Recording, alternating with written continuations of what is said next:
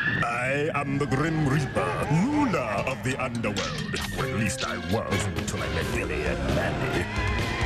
Those kids don't deserve a friend like me. Ooh, wow, red! Let's go torture the Grim Reaper. That's it. I've had it! The Grim Adventures of Billy and Mandy, part of the Grim and Evil Show. Tonight at 8:30, only on Cartoon Network.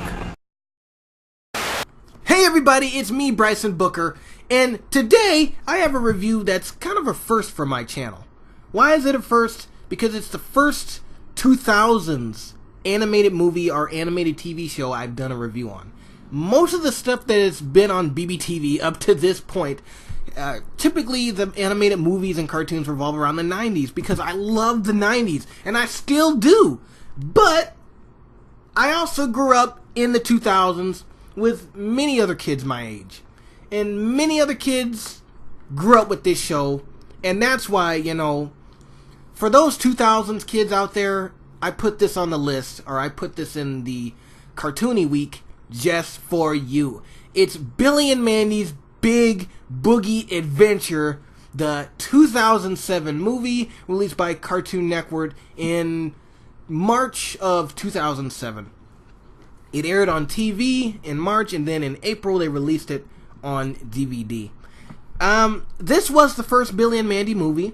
I'm not going to go into the deep history of Billy and Mandy, but that promo that was inserted before this video began was Grim and Evil. Now, some of you 2000s kids may be saying, what the heck is Grim and Evil? I just know about Billy and Mandy. Why is there a different name?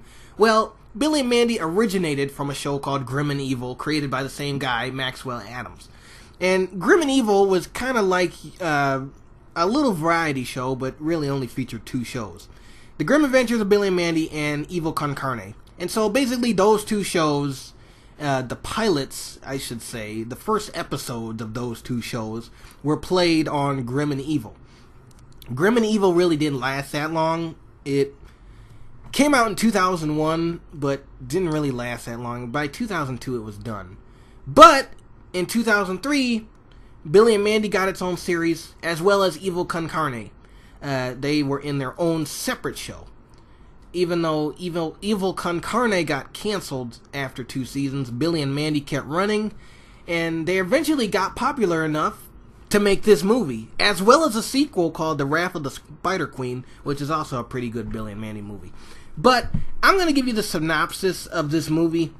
You got Billy, Mandy, Irwin, the Boogeyman from one of the Billy and Mandy episodes, and then you got Fred Burger, makes appearances in this movie. You got Dracula, who makes an appearance, the Black Dracula, who makes an appearance in this movie, and you even got Number 3 from Codename Kids Next Door, who makes a cameo in this movie. So yeah, a star-studded cast. And, you know, the Grim Adventures of Billy and Mandy had a good relationship with Kids Next Door because they actually did a spin-off show called The Grim Adventures of the Kids Next Door. And that's basically where that came from originally. But the synopsis of Billy and Mandy's Big Boogey Adventure is Grim is stripped of his powers. So Grim has been the Grim Reaper for years, but he's been screwing up a couple of times. And so the court, led by Boogeyman, of course, decides to strip Grim of his powers. So now, Grim must, fight to the finish line along with Billy, Mandy, and Irwin. They have to race Boogey in order to get the Horror's hand that will give them all the evilness and all the power that they want. Well, at least what Grim wants, so he can get his job back. And that's basically the plot. It's that simple. And, through that time, they battle, they sing. Billy does that song, Scario. I still remember the lyrics to that song to this day. Ever since I saw that movie, I never forgot Scario. Never. But Billy sings that song, and then Irwin tries to save the day, and then they all do a little something cool in this movie, and I just love it. The comedy is just plain Billy and Mandy. That's really all you could describe it. It's just silly, funny and slightly scary. It's all that in one. And I have to say, though, from being a person that actually witnessed that transition of Billy and Mandy from those early shorts until what we know it as now, what we know it as now, I could say that, this movie is a prime example of what Billy and Mandy was about. During the first season, they were kind of trying to find, the parts that go where in the show. And obviously, with any series in their first season, typically that's what it is. Finding, who are these characters, what are their identities, and everything. But by season 2, season 3, all the way up to season 7, they did 7 seasons of Billy and Mandy, plus 3 specials. This one, Wrath of the Spider Queen, and the Underfist Halloween special. They found their shoes pretty quickly, and they fit well. Everything that this movie does basically signifies what Billy and Mandy was, just in a longer, hour-long format. This movie is an hour, so you can actually call it a full-length movie.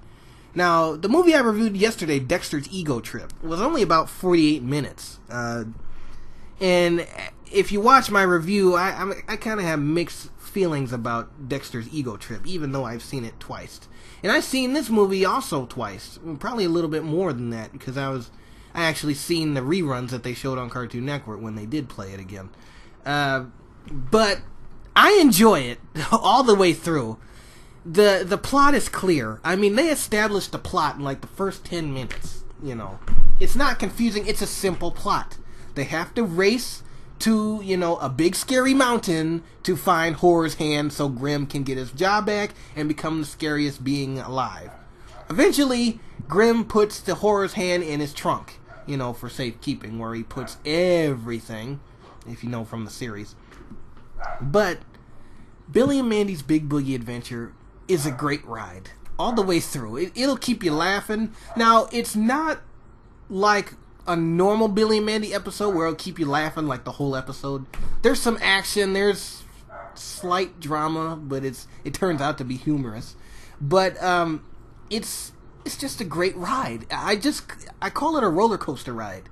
It's fun. It doesn't get loopy where you don't know what's going on. You know what's going on, and whatever they're doing in the movie relates to the original plot. They're trying to get Horror's hand from the Boogeyman,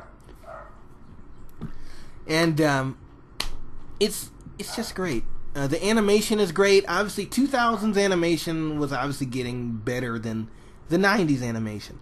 I like the 90s animation, and I love the stuff that they did in the mid-2000s. I love what they actually use CGI correctly, in my opinion.